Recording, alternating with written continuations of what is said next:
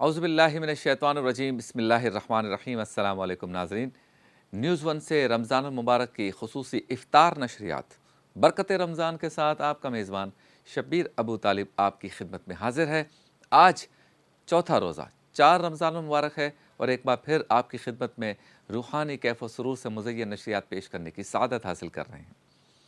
इस नीयत के साथ, इस ख्वाहिश के साथ, इस इरादे के साथ, इस तमन्ना के साथ, इस आरज़ू के साथ, इस यकीन के साथ कि आप घर बैठकर हमारी नशरियात के ज़रिए माह रमज़ान मुबारक का हकीकी लुत्फ़ हासिल कर सकेंगे।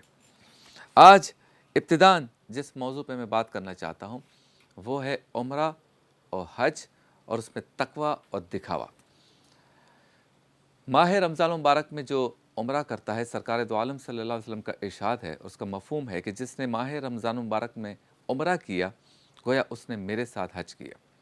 और हज की अपनी तो फ़जीलत है ही, लेकिन मैं इस बात पर गुफ्तगू करना चाहता हूँ कि जब बंदा ये इरादा करता है कि अब मुझे उम्रा करना है, या आज मैं उम्रे पे जा रहा हूँ, या अब मुझे हज करना है, या आज मैं हज पे जा रहा हूँ, तो हज पर और उम्रे पर या इस मुबारक सफ़र पर जाने से पहले की जो तैयारियाँ हैं उसका अपना ही मज़ा है। यानी जब बंदा ये इरादा कर ले कि हाँ, अल्लाह ताला ने इतनी इस्तिताअत दे दी है, इतनी ताकत दे दी है, इतनी रकम जमा हो गई है कि मैं सफ़री अखराजात पूरे कर सकता हूँ, अल्लाह के घर का तवाफ़ करने के लिए जा सकता हूँ, सरकार दो आलम सल्लल्लाहु अलैहि वसल्लम के शहर मदीना की ज़ियारत कर सकता हूँ, तो फिर उसके बाद उसके क़ल्ब में, इसके दिल में एक खुशी होती है, एक राहत होती है, चेहरे पर रौनक होती है। दिन नहीं कटते कि न जाने वो दिन कब आएगा कि जब एहराम पहन कर मैं उम्रे के लिए जाऊँगा या हज के लिए जाऊँगा। हज की तो बहुत ही बड़ी फ़जीलत है, इस्लाम का बुनियादी रुकन है या अरकान में से एक है। जिसके पास इस्तिताअत है उसे हज तो ज़रूर करना है। उम्रा बहरहाल ज़रूरी नहीं है, लेकिन सरकार दो आलम सल्लल्लाहु अलैहि वसल्लम के मदीना मुनव्वरा की ज़ियारत के लिए और अल्लाह के घर काबतुल्लाह की ज़ियारत के लिए जाना क्या ही बड़ी बात है। और उम्रा करने वाले के लिए, हज करने वाले के लिए फिर वहाँ ज़ियारतें करके वहाँ अल्लाह के हुज़ूर सरकार के रोज़े के सामने अपने गुनाहों की तौबा करना और फिर वापस लौटना ऐसा ही है कि गोया उसकी माँ ने उसे अभी ही जना है। अब सवाल ये है कि जो हमारे यहाँ हज और उम्रे के तकाज़े हो गए, जो हमारे यहाँ हज और उम्रे के तरीक़े हो गए, जो हमारे यहाँ हज और उम्रा एक रस्म बनता जा रहा है, इन चीज़ों को कैसे दूर करें? जैसे मिसाल के तौर पर हम अक्सर देखते हैं कि कोई उम्रे पे जा रहा है या हज की सआदत के लिए जा रहा है, तो जाने से पहले एक तकरीब होती है। तकरीब में महफ़िल नात भी हो सकती है और सिर्फ़ अहले ख़ाना जो है वो खाना वगैरह खाते हैं या खिलाते हैं उसे। मेरा अपना ख़्याल ये है और मैंने अपने अहले इल्म और अहले दानिश हज़रात से भी इस बारे में गुफ्तगू की कि दरअसल ये दावत जो है या ये जो महफ़िल शुक्राना है या ये जो महफ़िल नात है, ये जाने के बजाय वापस आने पर होनी चाहिए। अब वापस आने पे क्यों होनी चाहिए?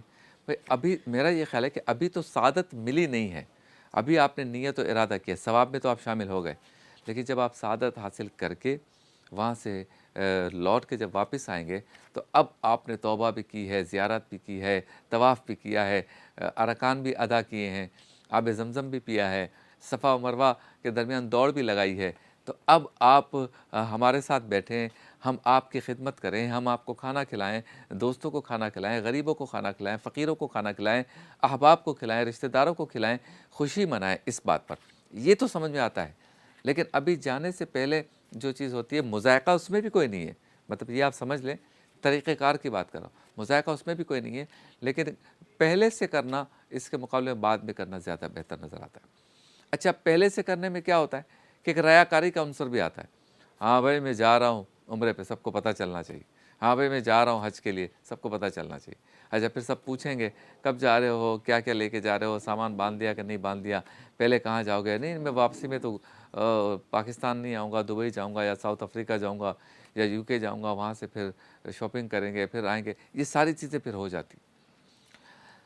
अच्छा जी, अब दूसरा मामला जो उसमें होता है वो इस्तिताअत रखने वाले लोग हैं जो बार-बार जाते हैं।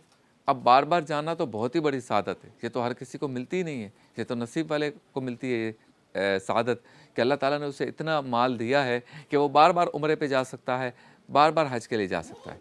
लेकिन उसमें क्या हो रहा है? उसमें ये हो रहा है कि बंदा जब जा रहा होता है और बार-बार जा रहा होता है तो वो लोगों को बताना चाहता है कि मैं इस बार भी जा रहा हूँ। میں اس بار بھی سفر مدینہ پہ جا رہا ہوں، سفر مکہ شریف کے لیے جا رہا ہوں، اس بار بھی حج کے لیے جا رہا ہوں، اس بار بھی عمرہ کر رہا ہوں۔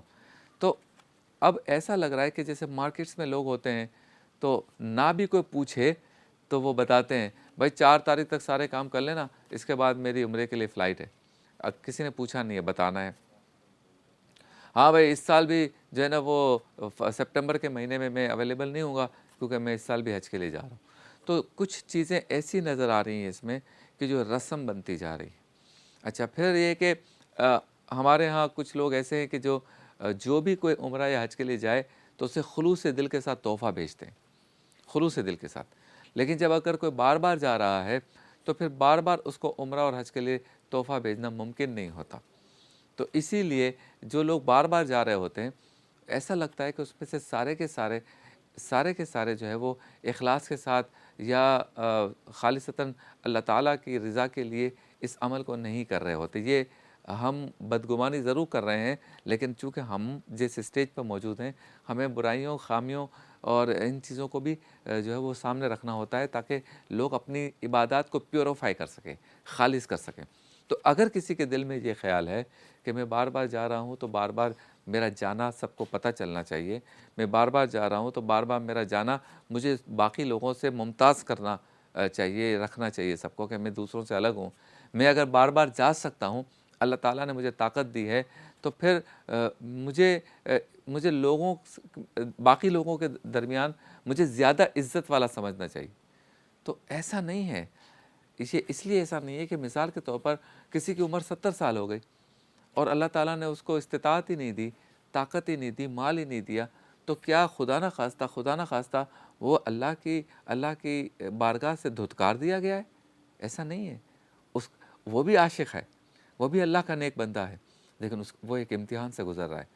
میں نے میرا خیال ہے 2006 میں غالباً جس کے آس پاس حج کیا، اور جب عرفات کے میدان سے ہم واپس آئے مزدلفہ، تو مزدلفہ میں رات گزاری، تو ہمارے ساتھ 2 ایسے بزرگ تھے جن کی عمر 70-80 برس تھی، اور ایک جو صاحب تھے، بزرگ تھے، ان کی تو کمر بھی جھکی ہوئی تھی، بالکل وہ چل بھی نہیں پا رہے تھے، اور ان کے ساتھ ان کی بیگم تھی، زوجہ تھیں، وہ بھی بوڑھی تھیں، ان کی کمر بھی جھکی ہوئی تھی۔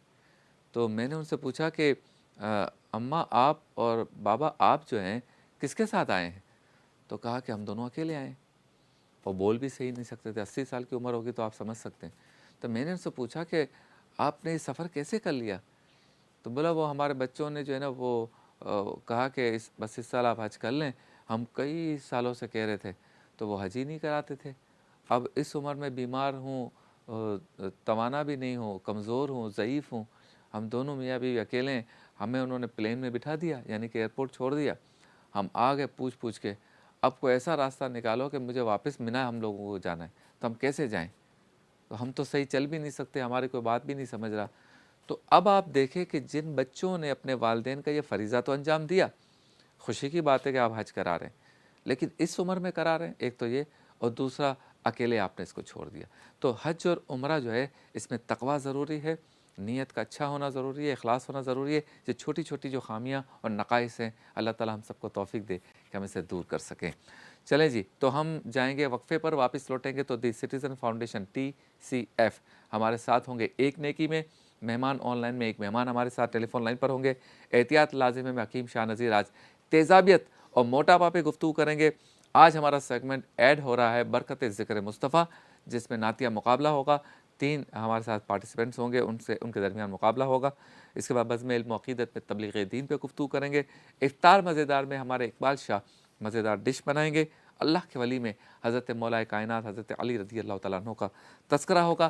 بزم افطار میں ہوگی دعا، مناجات، افطار کریں گے یہیں پر، ساتھ ملاقات ہوتی ہے مختصر سے وقفے کے بعد۔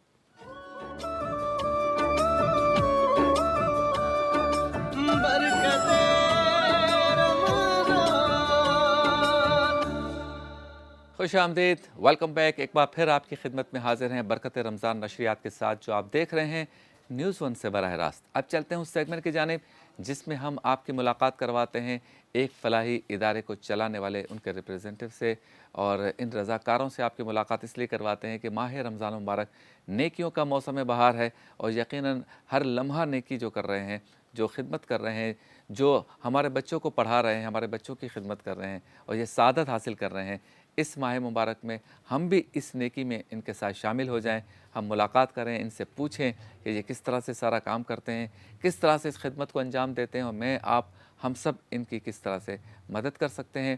چونکہ یہ نیکی کا کام ہے، اس لیے ہمارے سیگمنٹ کا نام ہے ایک نیکی۔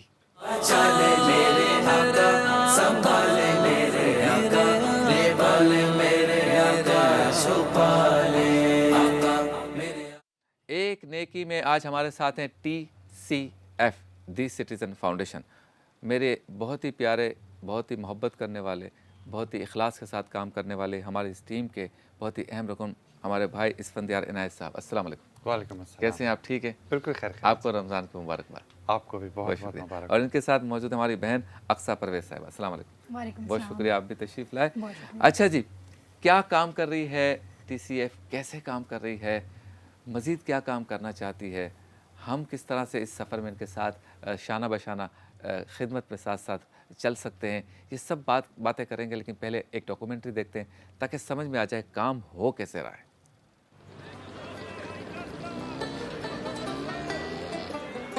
ایک کٹی پتنگ ہو جیسے دھاگے کو لیے، خواہشوں کے آسماں میں خواب۔ اماں، تم اس گھر میں کام کرتی ہو؟ یہاں بیٹھ جاؤ اور یہاں سے ہلنا مت، ٹھیک ہے؟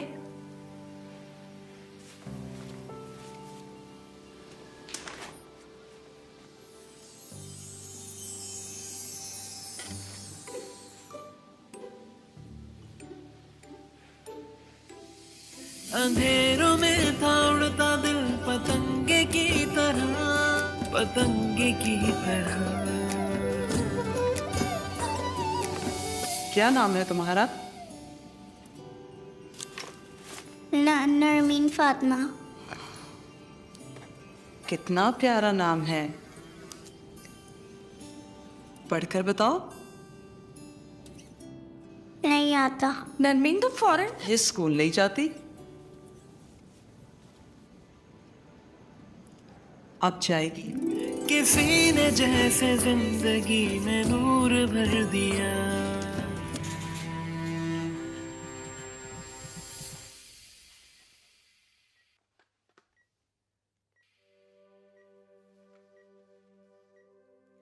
شکریہ بیٹا۔ شکریہ تو مجھے آپ کا ادا کرنا چاہیے۔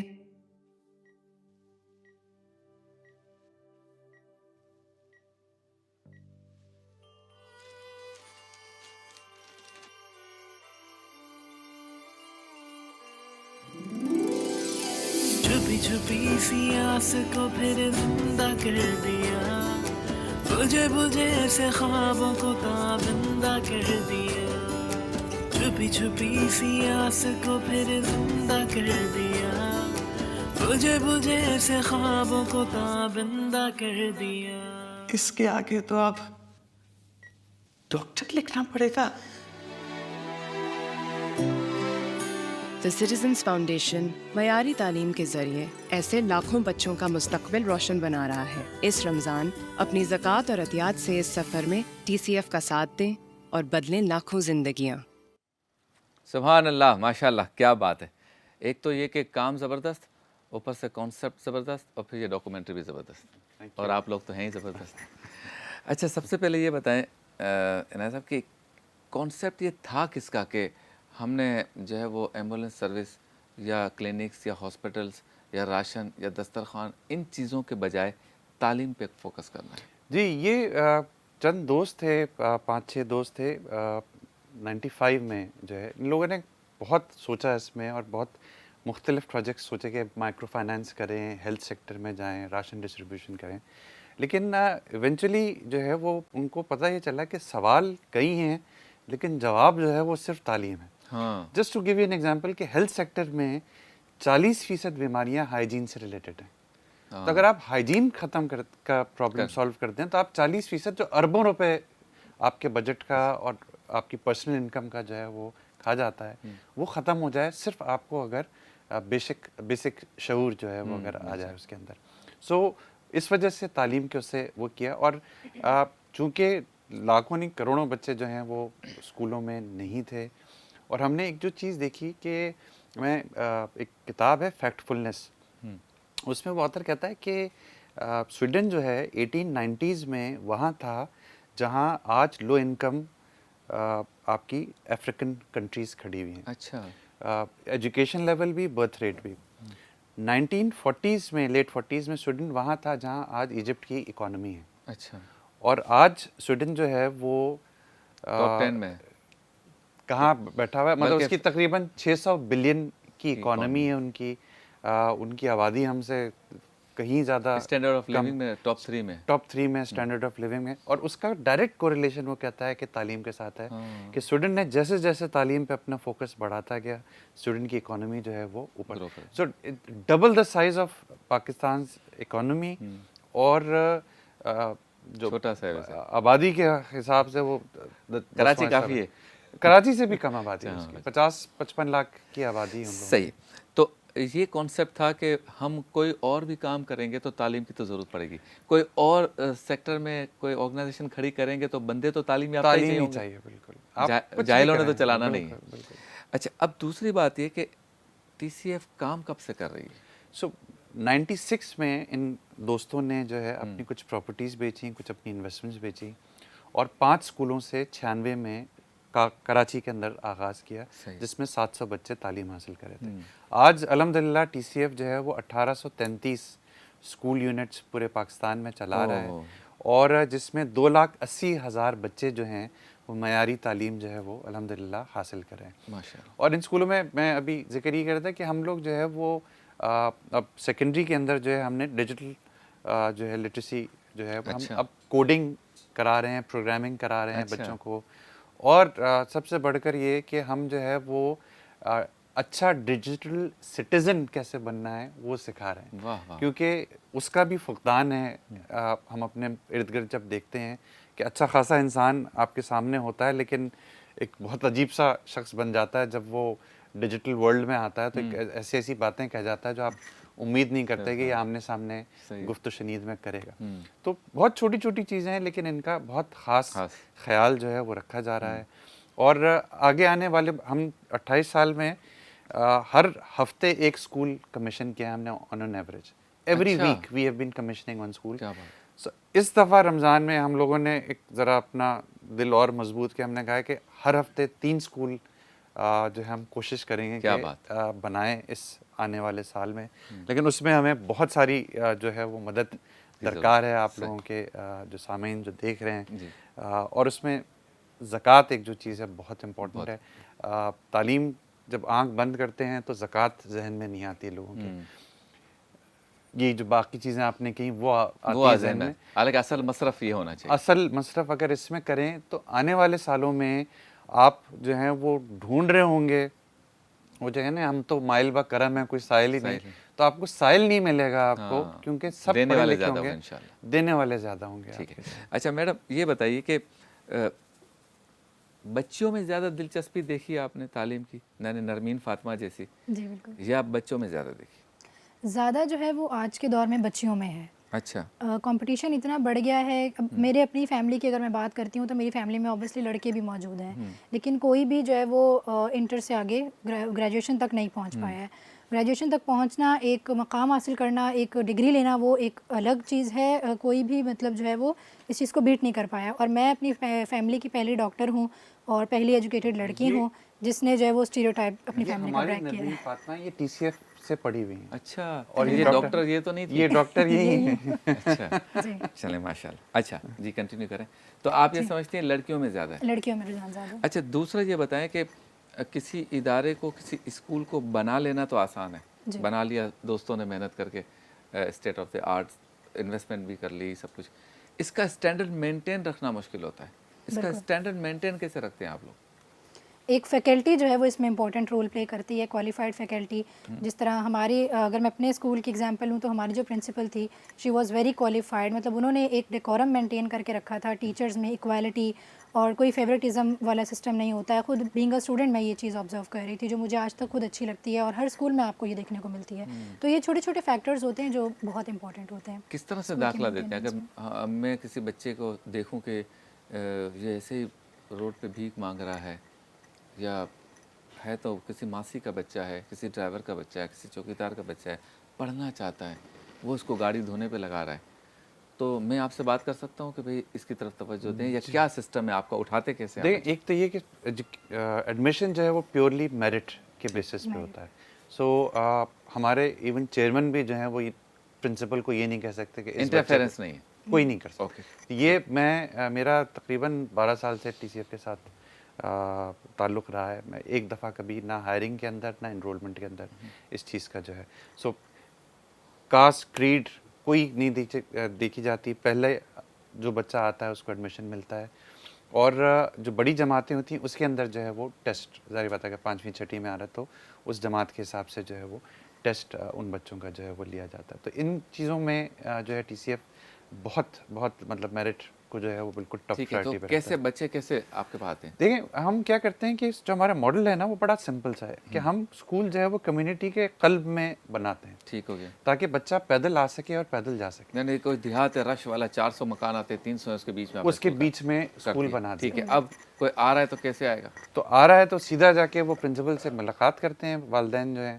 اگر بالکل اس علاقے میں کوئی جانتا نہیں ہے تو پرنسپل جاتی ہے محلے میں, علاقے میں.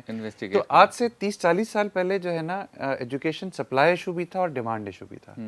آج کی تاریخ میں سپلائی ایشو جو ہے رہ گیا ہے, ڈیمانڈ ایشو نہیں ہے. تو آپ یہ ایک مت ہے کہ لوگ بھیجنا نہیں چاہتے. اگر آپ معیاری تعلیم دے رہے ہیں, اگر آپ افورڈیبل تعلیم دے رہے ہیں, اگر آپ سیف سیکیورڈ انوائرمنٹ میں تعلیم دے رہے ہیں, اور اگر آپ کمیونٹی کے قریب اسکول بنا رہے ہیں, so you will not see any reason کہ کیوں والدین اپنے بچے کو وہاں پہ نہیں بھیجیں گے. جو کئی بچے جو آپ نہیں دیکھتے جاتے ہوئے, اس میں سے اکثر اس وجہ سے نہیں جاتے کیونکہ ان کے والدین کو یقین ہوتا ہے کہ اگر جو محلے کے گورنمنٹ کے جو اسکول ہیں وہاں پہ تعلیم 5ویں جماعت کا بچہ بھی جو ہے وہ اپنا نام اگر صحیح طرح سے 5 سال 6 سال کے بعد نہ لکھ سکے, ایک جملہ اردو میں نہ پڑھ سکے, یا اپنی مادری زبان میں نہ پڑھ سکے, تو وہ یہ کہتا ہے یار اس سے بہتر ہے میں اس کو کسی ہنر میں لگاؤں, کم سے کم کچھ 4 پیسے تو لے کر آئے گا گھر کے اندر. اچھا, اب یہ بتائیں کہ اس کا ایڈمیشن ہو گیا, اب فی کا اسٹرکچر کیا ہے؟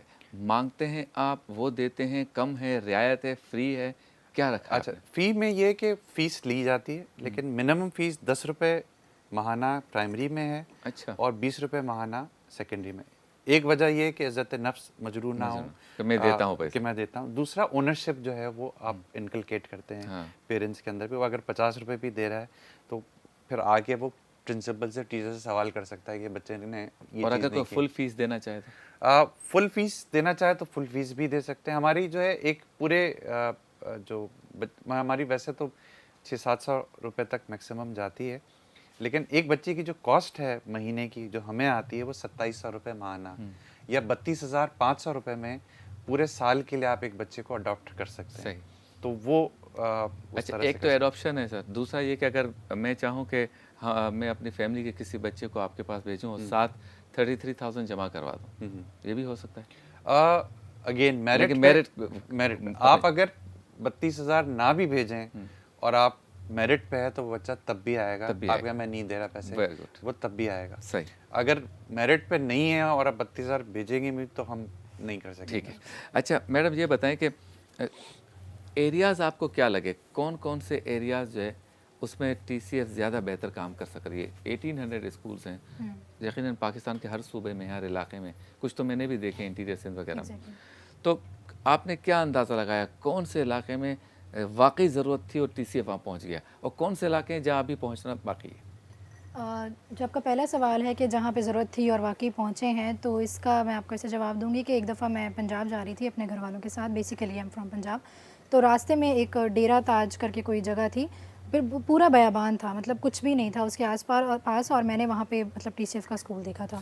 تو اس ٹائم پہلے تو یقین نہیں آیا کہ واقعی یہ ٹی سی ایف کا اسکول ہے, لیکن پھر اسکول میں آ کے جب واپس اسکول آئے تو پھر اپنی پرنسپل سے پوچھا کہ وہاں بھی ہے, تو انہوں نے بھی تھوڑی سرچ وغیرہ کر کے انہوں نے بتایا کہ جی وہاں بھی موجود ہے.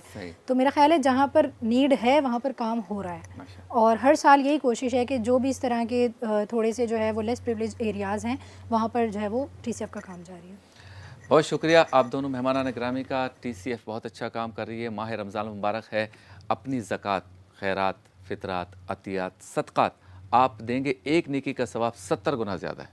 اس سے بہتر موقع نہیں ملے گا. اور اگر آپ تعلیم کے لیے دیں گے, وہ بچہ پڑھے گا, پڑھنے کے بعد ڈاکٹر بنے گا, انجینئر بنے گا, پائلٹ بنے گا, عالم جو بھی جس فیلڈ میں بھی جائے گا, یہ آپ کے لیے ثواب جاریہ ہے.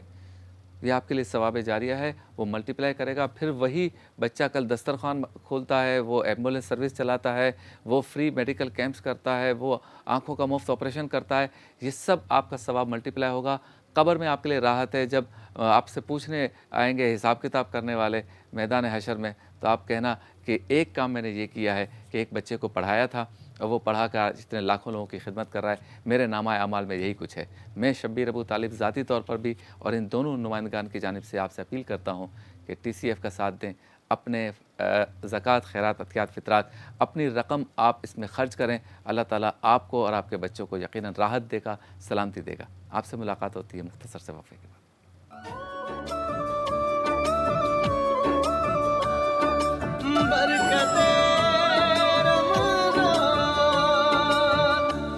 خوش آمدید. ایک بار پھر آپ کی خدمت میں حاضر ہیں نیوز 1 کی بابرکت ٹرانسمیشن برکت رمضان کے ساتھ, جو آپ دیکھ رہے ہیں افطار کے بابرکت لمحات میں. آپ چلتے ہیں اس سیگمنٹ کی جانب جس میں ہوتے ہیں ہمارے ساتھ ہمارے بہت ہی پیارے دوست, آپ کے, ہمارے, ہم سب کے محترم و مکرم پسندیدہ حکیم شاہ نذیر صاحب. اور وہ ہمیں بتاتے ہیں کہ بیمار ہونے سے پہلے بیماری سے احتیاط کیوں لازم ہے. سیگمنٹ کا نام ہے احتیاط لازم ہے. میرے سرکار میری بات بنائے رکھنا. السلام علیکم, کیسے ہیں؟ وعلیکم السلام. شبیر بھائی کیسے ہیں؟ طبیعت خیریت سے ٹھیک ہے آپ کی؟ اللہ کا شکر. سب اچھا جی, آج ہم بات کر رہے ہیں تیزابیت پر اور موٹاپے پر. پہلے تو یہ بتائیں دونوں کا کوئی آپس میں تعلق ہے, یا تیزابیت ایک الگ بیماری ہے, موٹاپا ایک الگ بیماری ہے, یا ایک کی وجہ سے دوسرا ہوتا ہے؟ کچھ چیزوں میں ان کا کنیکشن ہے آپس میں, اور کچھ چیزوں میں نہیں بھی ہے. اور تیزابیت آج کل ہر گھر میں ہے. گیسز, تیزابیت, اپھارا, پیٹ کا پھول جانا, کھانے کے بعد پیٹ پھول جانا, یا عام طور پہ معدے میں جلن ہونا. پھر اس کے بعد یہ جب جلن بہت زیادہ بڑھ جاتی ہے تو یہ السر کی صورت اختیار کر لیتا ہے, معدے میں ورم ہو جاتا ہے. اور اس کی وجہ سے اکثر لوگوں کو یہاں پسلیوں کے نیچے بھی پین سا محسوس ہوتا ہے, اور جلن سی ہوتی ہے, اور منہ میں چھالے ہونے کے بھی چانسز بڑھ جاتے ہیں. زبان وائٹ ہو رہی ہوتی ہے. کوئی بھی چیز کھاتے ہیں وہ ٹیسٹ لیس ہوتی ہے, یعنی مزہ نہیں آتا کھانے میں, ٹیسٹ نہیں آ رہا ہوتا. تو جن لوگوں کو بھی یہ پیٹ کی پرابلم رہتی ہے, گیسز, تیزابیت اور پیٹ کا پھول جانا, اپھارا ہو جانا, اس کو ٹھیک کرنے کے لیے ٹوٹلی 3 چیزیں لینی ہیں آپ نے. آپ نے لینا ہے سونٹ, ملیٹھی اور سونف. ٹھیک ہے, 3 چیزیں. یہ تینوں چیزیں آپ نے 50-50 گرام لے کے مکس کر کے باریک پاؤڈر بنا لیں. یہ ہم نے اس کے پاؤڈر رکھے ہوئے ہیں.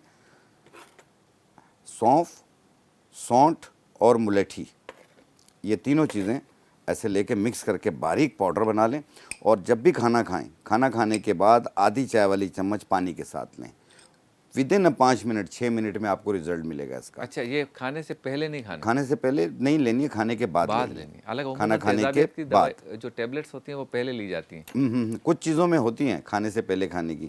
یہ کھانے کے بعد لیں گے, آپ کو فوری ریزلٹ دے گی. آپ کو ایک اچھی ڈکار آ جائے گی, پیٹ کا پھولا پن سب بیٹھ جائے گا یہ. اور دوسرا تیزابیت, جو معدے میں جلن ہو رہی ہوتی ہے, معدے میں درد ہو رہا ہوتا ہے, یہ سب ٹھیک ہونا شروع ہو جائے گا. یہ ایچ پیلوری کا جو بیکٹیریا ہے, یہ اس کو بھی نیگیٹو کر دیتا ہے. کچھ عرصہ یوز کریں, مہینہ 45 دن یوز کریں, اور اپنا ایچ پیلوری کو ٹیسٹ کریں. ضرورت ہی نہیں پڑے گی, گھبراہٹ, بے چینی, یہ چیزیں سب دور ہو جائیں گی. آپ سمجھ جانا آپ ٹھیک ہو گئے.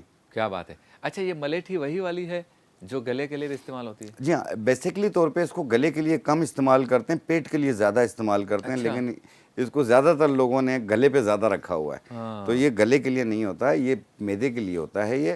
لیکن جب معدہ آپ کا ٹھیک ہوگا, گلا ویسے ہی صحیح ہو جاتا ہے. کیا بات ہے.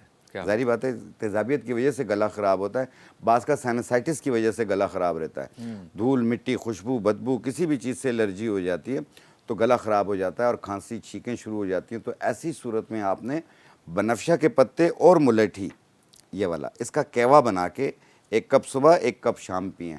सिर्फ 3 दिन पी लें, आपका गला भी ठीक, खांसी भी ठीक, और बुखार सी कैफियत है वो भी चीज़ दूर हो जाएगी। अच्छा, अब तेज़ाबियत पे फोकस करते हैं। पहले ये बताएं कि तेज़ाबियत क्या विरासत यानी कि अब्बू को है, दादा को है, वहाँ से हो तो होती है एक बात, या तेज़ाबियत आजकल जैसे कि बाहर के खानों का शौक़ लोगों को ज़्यादा है तो इस तरह के बदपरहेज़ी करना हो, जो भी खाना आ रहा है खा रहे हैं, इससे होती है, या घर का खाना भी हो लेकिन मिर्च वगैरह का इस्तेमाल या कोई और चीज़ इसकी वजह से होती है? नहीं, ये कुछ बाहर की चीज़ों की वजह से होती है, आपके लाइफस्टाइल की वजह से होती है। तेज़ाबियत, गैसेस, पेट का फूलना, विरासत से इसका कोई ताल्लुक़ नहीं है।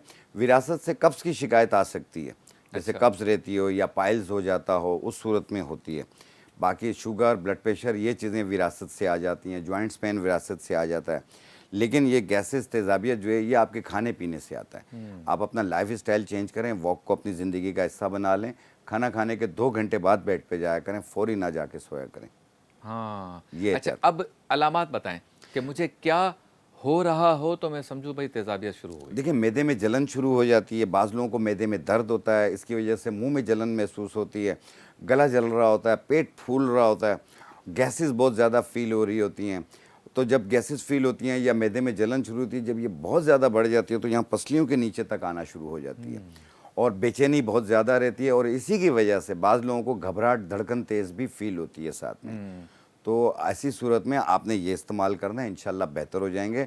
और अगर आपको घबराहट, धड़कन तेज़ ये चीज़ रहती है तो अपना ब्लड प्रेशर ज़रूर चेक करवा लिया करें।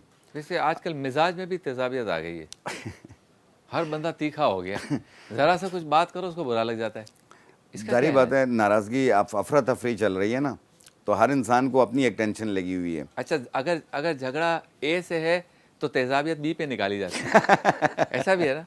नहीं, तेज़ाबियत नहीं कहते हैं उसको, कहते हैं यार अपना नज़ला मुझ पे क्यों उतार रहे हो। हाँ, तो नज़ला भी बशक्ल तेज़ाबियत हो गई। बशक्ल तेज़ाबियत। चले मोटापे पे आ जाए। जी हाँ। मोटापा जो है इसकी बड़ी डेफिनेशन की ज़रूरत है। एक तो ये बताएं कि वही शख्स मोटापे वाला कहलाएगा या मोटा कहलाएगा जिसका पेट बाहर है, या वो शख्स मोटा कहलाएगा जिसकी गर्दन लटकना शुरू हो गई है, या वो शख्स मोटा कहलाएगा जो ऊपर से लेके सर के बालों से लेके पाँव के नाखून तक मोटा हो रहा है?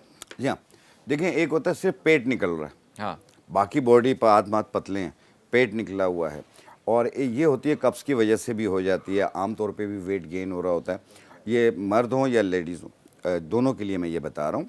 और दूसरी चीज़ ये है कि एक होता है गर्दन के पीछे की चर्बी, पेट, हिप्स, थाइस, गर्दन के पीछे की चर्बी सब बढ़ रही है, जिस्म फैल रहा है आपका, एक ये रीज़न भी होते हैं। ऐसे पेशेंट को एक तो बीपी होने का ख़तरा ज़्यादा होता है, ब्लड प्रेशर होने का। तीसरी चीज़ ये है कि इनको गर्मी बहुत फील होती है, पसीना बहुत ज़्यादा आता है, चलते हैं तो सांस फूलता है। और जैसे पेट, हिप्स, थाइस, गर्दन के पीछे की चर्बी, सिर्फ पेट ही क्यों ना निकला हुआ हो, उसको भी ये कम करेगी। अगर कब्ज़ रहती है, कॉन्स्टिपेशन भी दूर हो जाएगी साथ में। आपने इसमें भी टोटली 3 चीज़ें लेनी है, और हर 6 दिन में 1 किलो वज़न कम होगा आपका, हर 6 दिन में। 1 महीने में 5 किलो, 6 किलो कम होगा वज़न। आपने लेना है कलौंजी, बहुत मशहूर है, हर जगह दुकान पे मिल जाती है, घरों में भी पड़ी हुई होती है, खाने में भी डलती है। ये आपने लेना है 50 ग्राम। सना मक्की बहुत मशहूर है, ये भी 50 ग्राम। और आंवला, सूखा हुआ आंवला, ये भी 50 ग्राम। इन तीनों को मिला लें, बारीक पाउडर बना लें, और 1 चाय वाली चम्मच सुबह नाश्ते से पहले, अगर भूल जाएँ तो नाश्ते के 1 घंटे बाद, और रात खाने से पहले अगर भूल जाएँ तो खाने के 1 घंटे बाद 1 चाय वाला चम्मच सादा पानी के साथ इस्तेमाल करें। और आप इसे कंटिन्यू यूज़ करना है। ये हाई ब्लड प्रेशर का मरीज़ भी ले सकता है, शुगर वाले भी ले सकते हैं, क्योंकि इसमें कोई मीठा, कोई नमकीन नहीं। अच्छा, ये मोटापे को ख़त्म कैसे करेगी? जी क्या जी करेगी? बिल्कुल, ये जो फालतू फैट होता है, चर्बी होती है, ये इसको कम करना शुरू होती है। और एक चीज़ होती है कि खाना पीना लोग बंद करके वज़न कम करते हैं, ऐसा काम कभी ना किया करें। खाना अगर 3 टाइम खाते हैं, आप 3 टाइम खाइए, थोड़ा भूख रख के खाइए और अच्छी तरह चबा के खाइए, पेट भर के ना खाइए। आप देखिएगा, इससे एक तो वेट भी कम होगा, दूसरा आपकी स्किन भी लूज़ नहीं होगी, वरना चेहरे पे झुर्रियाँ आ जाती हैं फाकों की वजह से। सही है। अच्छा, ये बताएं कि मोटापा ना हो इसके लिए एहतियात क्या लाजिम है? एहतियात ये है कि आपने बिस्यार खोरी से परहेज़ करना है। ये क्या होती है? कि यानी बहुत ज़्यादा नहीं खाना है, भूख रख के खाना है, पेट भर के नहीं खाना है। दिन में 3 बार नहीं 4 बार खाएं, कोई मसला नहीं है, लेकिन वॉक को अपनी ज़िंदगी का हिस्सा बना लें। 24 घंटे सबके लिए, आधा घंटा अपने लिए निकाल लें। एक दूसरा ये है कि खाना खाने के बाद एक 40 कदम चल लिया करें। खाना खाने से पहले वॉक करना है 2 घंटे पहले, खाना खाने के बाद वॉक नहीं करना। खाना खाने के बाद आपने सिर्फ 40 कदम चलना है। 40 क्यों, 42 कदम चले 40 हो जाए कोई मसला नहीं है, और 38 हो जाए तो, आराम आराम से चले। 38 हो जाए तो बिल्कुल बिल्कुल। एक चीज़ और है शबीर भाई, एक कैलकुलेशन है कि हाँ अराउंड 40 के करीब। हाँ 40, 42, 38 हो जाए कोई मसला नहीं। सही।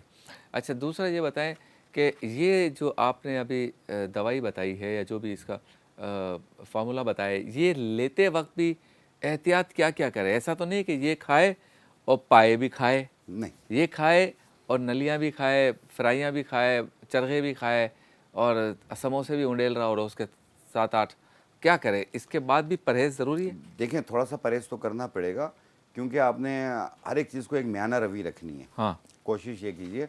और दूसरा आलू, चावल, गोभी, पराठा, बड़ा गोश्त, ये पाए माए, इसको थोड़ा सा अवॉइड करें। अगर इसके फ़ायदे हो ना, सेहत के लिए अच्छा हो, तो हर इंसान खाए, हम भी बैठ के खा रहे हैं। अच्छा, आपको लगता है कि ये जो हमारे यहाँ एडवर्टाइजमेंट हो रही है हर चीज़ की, हाँ। इसने भी मरवा दिया है हमने।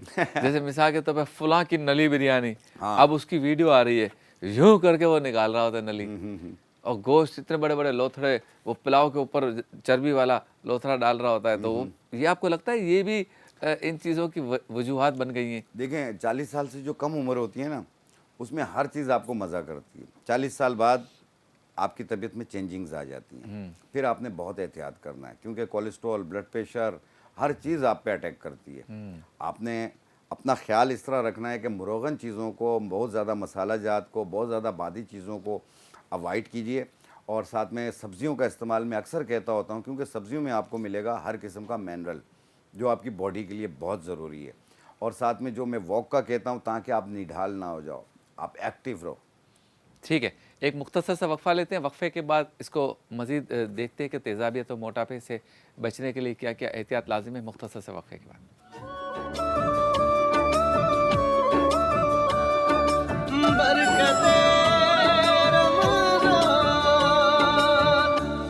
खुशामदीद, एक बार फिर आपकी खिदमत में हाजिर हैं और आप देख रहे हैं बरकत रमज़ान की रूह परवर नशरियात न्यूज़ 1 से बराह रास्त इफ्तार के बाबरकत लम्हात में। अब चलते हैं उस सेगमेंट की जानिब जिसमें बच्चों के माबैन होता है नातिया मुकाबला। सेगमेंट का नाम है बरकत ज़िक्र मुस्तफ़ा। आप याद आए तो फिर याद न आए कोई। ये सेगमेंट कमोबेश 4:30 और 4:45 के दरमियान आप रोज़ाना देख सकेंगे। और 2 मुअज़्ज़ज़ जजेस साहिबान हमारे साथ हैं, हमारे बहुत ही प्यारे पाकिस्तान के सीनियर तरीन सनाख़ा, खूबसूरत और पुरजोश अंदाज में सनाख़ानी करते रहे हैं एक अरसे से, अब्दुल हमीद राना सोहरवर्दी साहब। अस्सलाम वालेकुम। वालेकुम अस्सलाम। बहुत शुक्रिया आप तशरीफ़ लाए। और इनके साथ हैं नौजवान सनाख़ा जनाब सलमान आलम साहब, आपको भी अस्सलाम वालेकुम, तशरीफ़ लाए। 3 सनाख़ा रोज़ाना हमारे सामने होंगे और रोज़ाना एक उसमें से एलिमिनेट हो जाएंगे, 2 आगे के लिए जाएंगे। ठीक है, तो ये सिलसिला तकरीबन 15 से 18 रोज़े तक जारी रहेगा। इसके बाद जो क्रीम आएगी उसके बारे में हम आपको तफसील बताएंगे। तो आज जो 3 सनाख़ा हमारे साथ हैं, हमारे सामने हैं, एक है अरबश फैसल, दूसरी हैं हमारी बच्ची रूमान इरफान और तीसरे हैं जुनैद सोहरवर्दी। तो सबसे पहले सनाख़ानी करेंगे, पेश करेंगे अपना कलाम अरबश फैसल जी। बेखुद किए देते हैं अंदाज ही जाबाना, दिल में तुझे रख लूं, दिल में तुझे रख लूं, ए जलवाए जाना ना बेखुद किए देते हैं। इतना तो करम करना ए चश्मे करीमाना, इतना तो करम करना ए चश्मे करीमाना, जब जान लबों पर हो, जब जान लबों पर हो,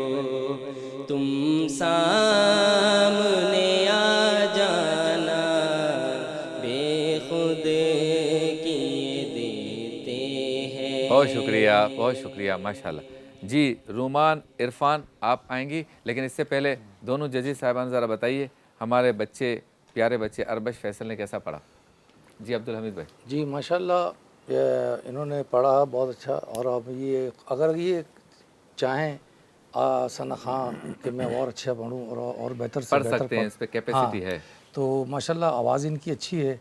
अगर ये कोशिश करें कि मुझे अल्हम्दुलिल्लाह इसी तरीके से पढ़ना है तो ये बहुत अच्छा पढ़ सकते हैं। अभी तो इन्होंने एक इस तरह पढ़ा है जैसे एक रवा होता है ना, जैसे रवा के बस बेखुद किए देते हैं अंदाज़ हिजाब आना, इसको अगर और खूबसूरत अंदाज से ले के साथ और खूबसूरत, बेटा आपने बहुत अच्छा पढ़ा मगर कोशिश करें इसको आप और खूबसूरत ठहराव के साथ आप इसको पढ़ें। अभी आपने बेटा रवा पढ़ा है ना, तो इसमें ये नहीं है, और बहुत अच्छा पढ़ोगे इंशाल्लाह, आगे जाके बहुत अच्छा पढ़ेंगे इंशाल्लाह। बहुत जी सलमान।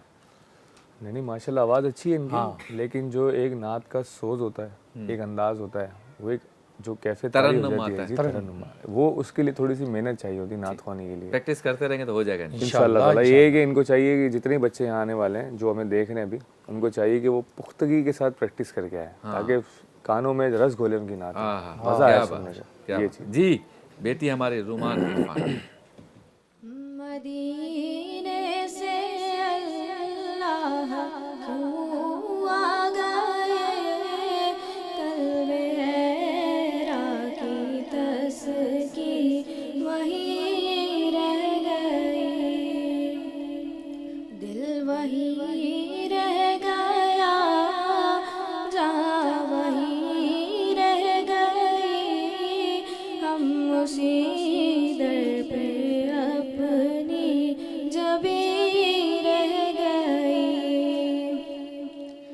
याद आते हैं हमको शाम सहर, वो सुकून दिलो जानो नूरो नजर, ये उन्हीं का करम है, उन्हीं की अता, एक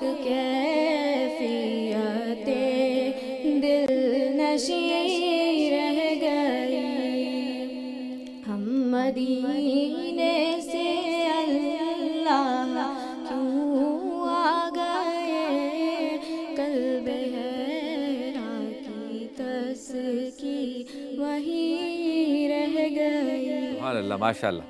जी सलमान आलम क्या कहेंगे? नहीं आवाज़ अच्छी है इनकी, लेकिन वही सारी बात है कि बहुत ज़्यादा नॉलेज नहीं है।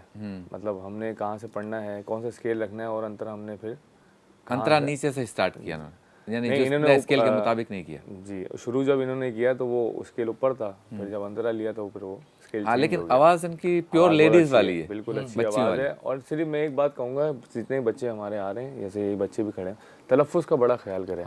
हम मदीने से, इस तरह से मतलब पता चलना चाहिए कि हम अल्फाज का।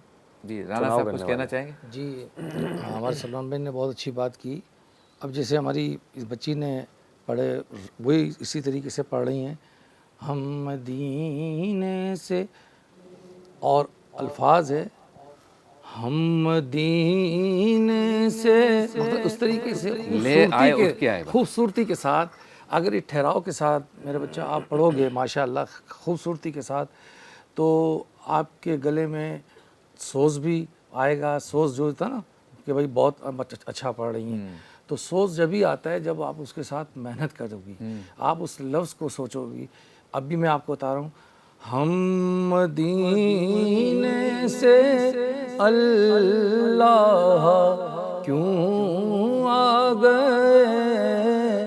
देखिए मैं भी पढ़ रहा हूँ ना, इस तरीके से आप आहिस्ता आहिस्ता इसको इस तरीके पढ़े। आपने बेटा रमा पढ़ा अच्छा, मगर ये है कि आपने रमा पढ़ा वो इसी तरीके से कोशिश करें कि इंशाल्लाह आइंदा जो है आप इसको क्या बात है, रुक ठहराव के साथ पढ़ें। बहुत खूब, बहुत शुक्रिया। जुनैद सोहरवर्दी तशरीफ लाएं। कोई दुनिया आता में नहीं हमता तेरा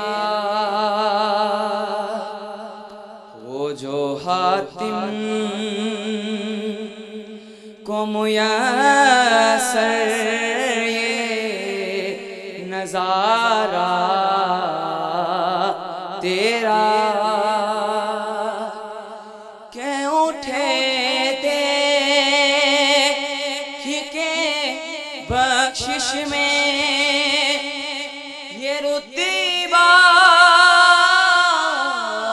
تیرا وہاں کیا جو دو کرم ہے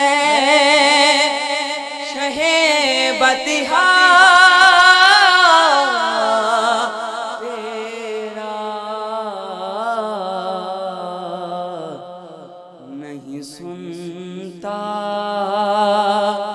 ہی نہیں مانگنے والا تیرا نہیں سنتا ہی نہیں مانگنے والا تیرا. سبحان اللہ سبحان اللہ ماشاء اللہ. جی کیا کہیں گے؟ انہوں نے پڑھا مانگنے والا تیرا. ٹھیک ہے. مانگ الگ پڑھا. اچھا لفظوں کو توڑ دیا. لفظوں کو توڑا. اگر یہ بیٹا آپ نے لفظوں کو جو ہے مانگ الگ پڑھا ہے. مانگنے والا تیرا. دیکھ کو بھی آپ نے دیکھ الگ دیکھ. ٹھیک ہے توڑا ہے اس کو. ٹھیک ہے چلتے ہیں بریک کی جانب. واپس لوٹیں گے تو نتائج تیار ہوں گے کہ کون سے ایک جو ہیں وہ ہمارے ساتھی جو ہیں بھائی ہیں بچے ہیں بچی ہیں وہ اس پروگرام سے باہر جائیں گی اور دو جو ہیں دو باہر جائیں گے اور ایک باہر جائیں گے اور دو یہیں رہیں گے انشاءاللہ تعالیٰ. ایک بریک کے بعد انشاءاللہ.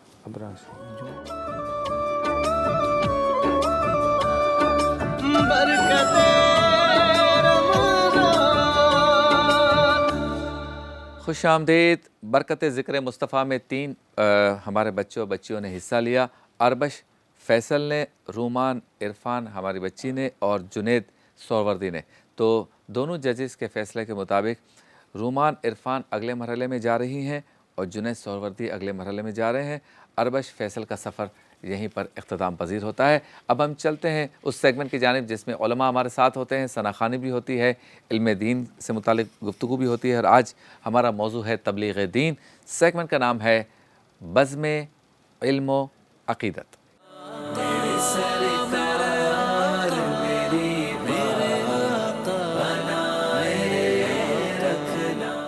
عبدالحمید رانا سوروردی صاحب جو ہمارے برکت ذکر مصطفیٰ سیگمنٹ کے جج ہیں وہ موجود ہوں اور اب ان سے کلام نہ سنیں ایسے نہیں ہو سکتا.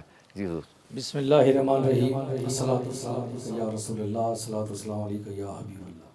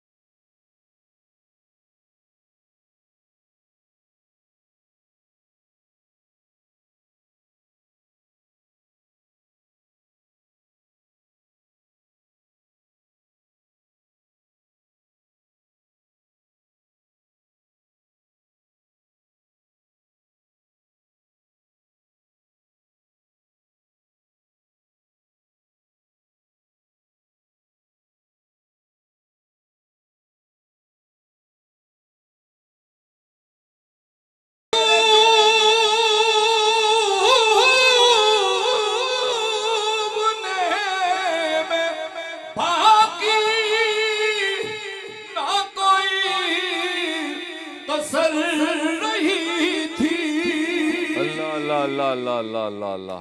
میرے ڈوبنے میں باقی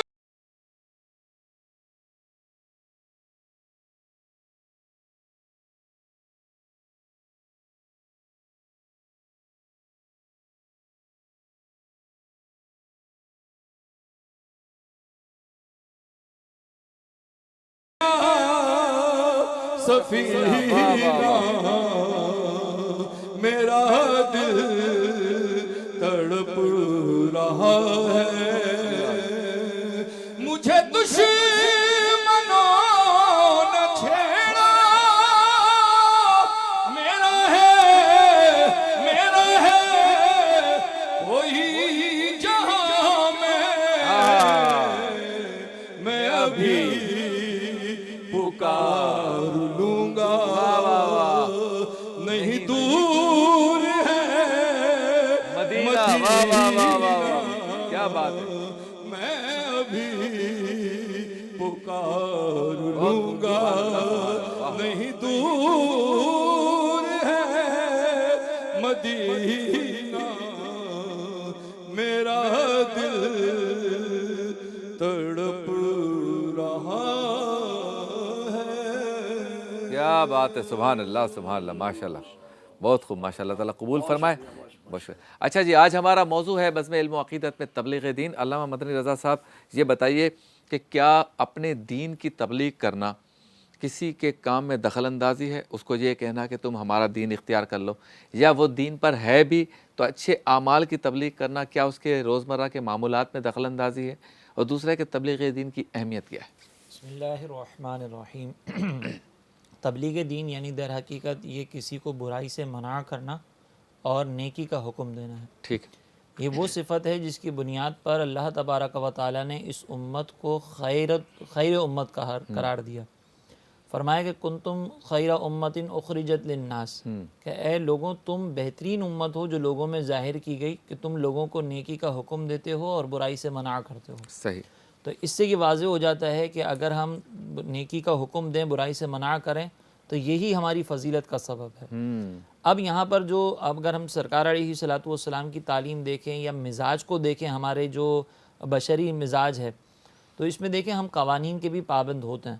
اگر ایک ملک کا قانون ہے اور وہ قانون کی کوئی خلاف ورزی کر رہا ہے تو اس کے اوپر بھی ہم روک ٹوک کرتے ہیں, اس کے اوپر بھی پابندیاں لگائی جاتی ہیں, اور کوئی بھی یہ نہیں کہتا کہ یہ جو ہے وہ کسی کی ذاتی زندگی کے اندر دخل اندازی دی جا رہی ہے. اب یہاں پر جو تبلیغ دین ہم کر رہے ہیں اس میں بعض لوگ یہ کہتے ہیں کہ بھئی میری مرضی, میری قبر میں مجھے جانا ہے, آپ مجھے کون ہوتے ہیں سمجھانے والے. ایسے افراد کو جواب یہ ہے کہ آپ جو کام کر رہے ہیں اس کا معاشرے کے اندر بگاڑ بڑھے گا, اس وجہ سے منع کیا جا رہا ہے. صحیح.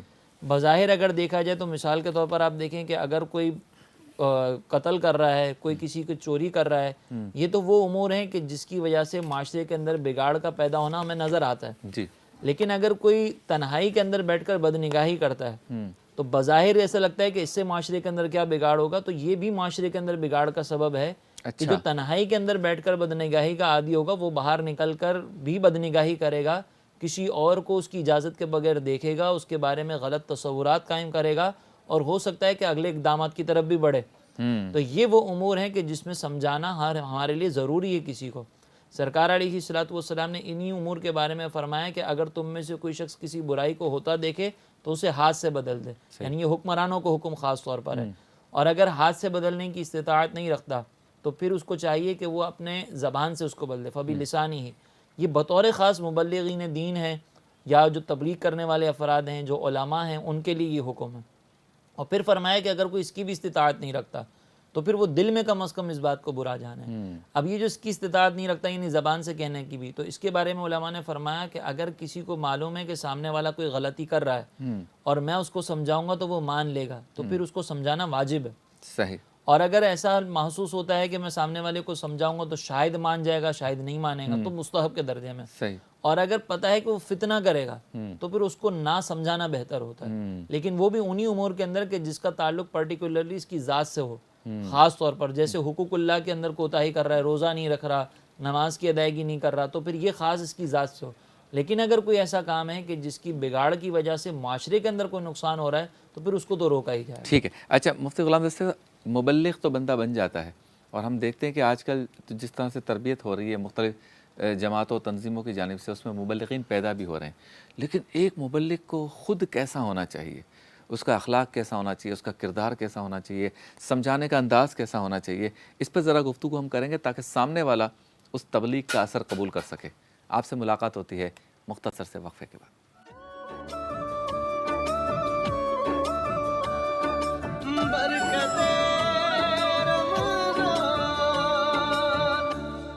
ویلکم بیک، ایک بار پھر آپ کی خدمت میں حاضر ہیں، اور اتنی جلدی آج ہمارے سیگمنٹس ہو رہے ہیں کیونکہ بریکنگ نیوز آ جاتی ہیں۔ جب بریکنگ نیوز آ جاتی ہے تو ہماری نیوز بریک ہو جاتی ہے۔ آپ کو تو شوق ہے سیاست میں۔ ہاں اچھا چلیں جی، تو آج ہم نے جلدی کیا برکت ذکر مصطفیٰ اور بزم علم و عقیدت جاری ہے، تبلیغ دین ہمارا موضوع ہے۔ مفتی غلام دستگیر صاحب سے ہم نے سوال کیا تھا کہ مبلغ کو کیسا ہونا چاہیے، اس پر گفتگو کرتے ہیں، لیکن پہلے چلتے ہیں چونکہ ہم کھڑے ہیں اس جگہ پر جہاں پہ تیار ہوتی ہے یا ہوگی ہماری افطار۔ تو سیگمنٹ کا نام ہے افطار مزیدار۔ میرے آقا بچا لے میرے آقا، سنبھالے میرے آقا، نبھالے میرے آقا، چھپا لے۔ افطار مزیدار میں ہمارے ساتھ موجود ہیں اقبال شاہ، میرے دوست، میرے بھائی، جو شیف بھی ہیں، فنکار بھی ہیں، اداکار بھی ہیں، صداکار بھی ہیں، گلوکار۔ چلیں جی، کیا بنا رہے ہیں؟ چکن نہاری؟ ہاں چکن نہاری، جی بتائیے۔ ٹھیک ہے۔ اچھا شبیر بھائی، نہاری کا اپنا ہی مزہ، ساتھ اگر کلچا، واہ واہ، کلچا پسند ہے؟ جی بالکل ہے، کراچی کی سوغات، کراچی کی سوغات نہاری۔ اچھا اس میں بالکل شفق کوکنگ آئل کے اندر کرنا ہے تیار، ٹھیک ہے، کوئکلی، ایزیلی، انسٹنٹ۔ اگر آپ کا دل چاہ رہا ہے رمضان میں نہاری کھانے کا تو آپ بنا سکتے ہیں۔ میٹ موجود ہے جی، as we are cooking in chicken. اس کے انگریڈینٹس بہت اہم ہوتے ہیں شبیر بھائی۔ ایک تو کالا زیرہ ایڈ کرنا ہے، زیرے سے اس کا فلیور اٹھتا ہے، سفید زیرہ، نارمل نمک ایڈ نہیں کرنا، کالا نمک، سونف شامل کرنا ہے، ڈرائی ادرک سونٹ، یہ سمجھ لیں اس کے بغیر نہاری نہیں بنتی، ٹھیک ہے۔ ہلکا سا چکن پاؤڈر تاکہ ذرا اور اسٹرانگ ہوگا، ادرک لہسن، آٹا شبیر بھائی بہت سے لوگ ایز اٹ از شامل کرتے ہیں لیکن ہم نے بھون کر ایڈ کرنا ہے، صحیح، اور انین بھی، پیاز کی بھی ضرورت ہوگی، ٹھیک، اور سب سے اہم شفق آئل، کوکنگ آئل۔ تو یہ اصل میں پہلے بنتی تھی نہاری صرف بیف میں، یس، اب رجحان آ گیا چکن میں بھی۔ چکن والی جلدی بنتی ہے اور وہی بھی مزیدار بناتے ہیں، مزیدار بنتی ہے۔ چلیں جی، شفق کوکنگ آئل ایک نیا برانڈ ہے، ہم نے حوصلہ افزائی کرنی ہے، یہ ہمارے کرم فرما ہے۔ تو Shafaq cooking oil World Health Organization کے انٹرنیشنل فوڈ سیفٹی اسٹینڈرڈ کے مطابق تیار کیا جانے والا کوکنگ آئل ہے، جو کہ safe food and safe oil کو یقینی بناتا ہے۔ آپ کام شروع کر دیں، آغاز نہیں صبح کا۔ جی، شفق پریمیم کوکنگ آئل مارکیٹ میں لانچ ہونے والا ایک نیا آئل برانڈ ہے جو وٹامن اے اور ڈی اور ای کی خوبیوں کے ساتھ کولیسٹرول اور فیٹ فری بھی ہے۔ اس کا لائٹ کلر اس بات کی ضمانت ہے کہ اس میں پکا ہوا کھانا طبیعت میں بھاری پن پیدا نہیں کرتا۔ ساتھ ہی ہمارے اسپانسر ہیں جے ڈاٹ، جو بھیجتے ہیں ہمارے لیے ملبوسات، دیکھتے لیں بھائی، اچھے لگ رہے ہیں ماشاءاللہ۔ ہاں، جے ڈاٹ کی ملبوسات آپ نے جلنا نہیں ہے، یہ ہمارے لیے آتی ہے ماشاءاللہ۔ تو جے ڈاٹ کا شکریہ جو ہمارے لیے روزانہ ملبوسات بھیجتے ہیں۔ ساتھ ہی شکریہ ادا کرتے ہیں ہم قرشی جامع شیری کا، جو کہ رونق رمضان ہے، ہمارے دسترخوان کی رونق دیکھیے، لال اور گرین، یعنی لال اور ہرا، ریڈ اینڈ گرین دونوں کلر کے ہیں، اور الائچین شربت بھی ان کا ہے 100% خالص ارقیات سے تیار کردہ۔ اور رمضان میں چونکہ عموماً رمضان ہمارے یہاں گرمی میں آتی ہے، تو قرشی کے جامع شیری اگر افطار کے دسترخوان پہ نہ ہو تو ٹھنڈک نہیں آتی طبیعت میں۔ تو سموسے، پکوڑے، جو بھی ہم چٹپٹی چیزیں کھاتے ہیں اور مسالے دار چیزیں کھاتے ہیں، تو اس کے بعد جب ہم قرشی جامع شیری یا قرشی کا الائچین شربت پیتے ہیں تو راحت، سکون بالکل اور چین آ جاتا ہے، اور اس کے بعد تراویح پڑھنے میں مزہ آتا ہے۔ کیا بات ہے۔ اسی لیے افطار کی خوشیوں کو بھرپور بنانے کے لیے رونق رمضان قرشی جامع شیری سب پیتے ہیں۔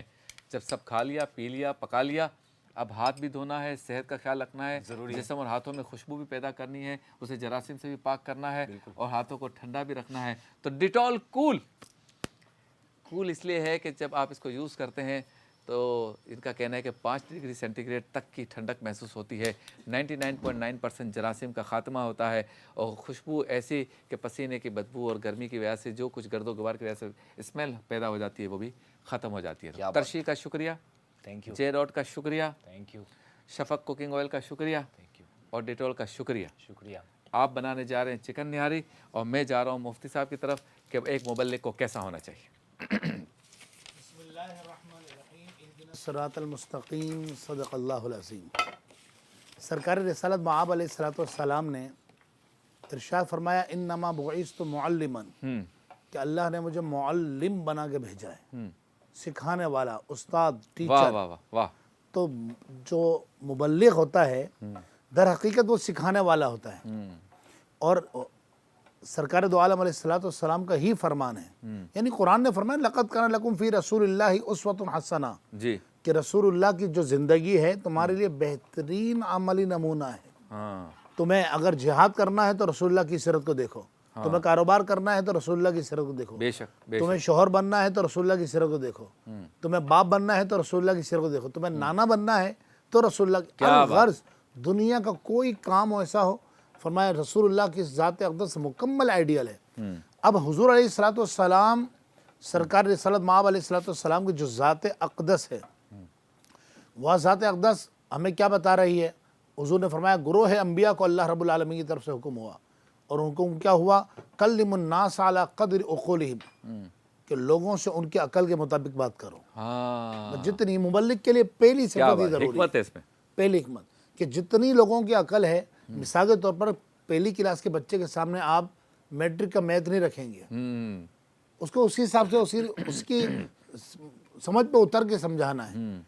तो पहली बात मुअल्लिम के लिए कि लोगों की अकल के मुताबिक उसको कलाम करना आता हो, एक बात। और दूसरी जो बहुत ज़्यादा ज़रूरी है वो क्या है? कि वो नरम दिल हो, नरम गुफ्तार हो, खुश अखलाक हो, गुस्सा ना करता हो, उसको तबीयत पर कंट्रोल हो। देखिए सरकार हुज़ूर अलैहिस्सलाम, मैंने कहा ना, हर एतबार से रसूलुल्लाह की ज़ात मुबारक का आइडियल है। अब आप देखिए कि सरकार रिसालत मआब अलैहिस्सलाम, अल्लाह फरमाता है महबूब, ये जितने लोग आपके पास सहाबा जमा है ना, फ़बिमा रहमतिन मिनल्लाहि लिन्ता लहुम, ये अल्लाह की रहमत है कि अल्लाह ने आपको नरम दिल बनाया है। क्या बात है, वाह वाह वाह। अगर नरम दिल ना होते, वला कुन तफज़्ज़न गलीज़ल क़ल्ब, अगर आप सख्त दिल होते तो होता क्या? लनफ़द्दु मिन हौलिक, ये जितने सहाबा आपके गिर जमा हुए ने सब छोड़ के चले जाते हैं आप। क्या बात है, वाह। तो मुबल्लिग के लिए सबसे ज़्यादा ज़रूरी बात यह है कि वो नरम दिल हो, खुश अखलाक हो, मिलनसार हो, बुर्दबारी हो, तहम्मुल हो, और उससे भी इन सब बातों से ज़्यादा ज़रूरी जो कह रहा है खुद भी अमल करता, बाकिरदार हो। अल्लाह ने फरमाया किरदार का गाजी। अल्लाह अकबर। कुरान ने फरमाया या अय्युहल्लज़ीना आमनू लिमा तक़ूलूना मा ला तफ़अलून, ईमान वालों वो बातें क्यों करते हो जो खुद जिस पर खुद अमल नहीं करते। तो आप खुद देखिए हमारे आका अलैहिस्सलाम का, जैसे कि औरत आई हुजूर की बारगाह में और उसने अपने बच्चे के लिए शिकायत की कि इसके पेट में दर्द होता है। हुजूर ने फरमाया 3 दिन बुलाया, चौथे दिन फरमाया शहद नहीं पिया करो। फरमाया इसलिए मैंने 3 दिन बुलाया और चौथे दिन मना किया कि 3 दिन पहले मैं खुद शहद पिया करता था। क्या बात है। चले जी, चिकन निहारी के लिए आपने शफक कुकिंग ऑयल में डाल दी प्याज, बिल्कुल उसकी आवाज़ आना शुरू हो गई है। हम जा रहे हैं ब्रेक की जाने, वापस लौटेंगे तो आप चीज़ें डालना शुरू कर दीजिए। हाँ, मैं शबीर भाई हल्का सा जो ये कलर आने के बाद मीट पेड कर लेते। जी कर दीजिए, ठीक कर दीजिए। चिकन साहिबा टुकड़े टुकड़े होकर जा रही हैं। और क्यों वो बात करते हो जिस पे क्यों वो बात कहते हो जो खुद नहीं करते। वाह। अच्छा, और फिर ये कि लोगों से उनकी सोच और अकल के मुताबिक बात किया करो। ये 2 बातें अगर हमारे सियासतदानों को समझ में आ जाए ना तो सारे मसाइल हल हो जाए। क्यों लंबी लंबी छोड़ते हो, क्यों वो बातें करते भाषण देते हो खुद जो करते नहीं हो। और भाई लोगों की अकल के मुताबिक बात करो। पाकिस्तान की आवाम बहुत ज़्यादा अक्लमंद है। तुम जितने ड्रामेबाजियाँ करते हो ना सब पता है इनको। अभी तो वो मान लेते हैं, बाद में यही कौम जो ऊपर चढ़ाती है ना फिर नीचे भी उतारती है। सही बात। मुलाकात होती है मुख्तसर से वक्फे के बाद।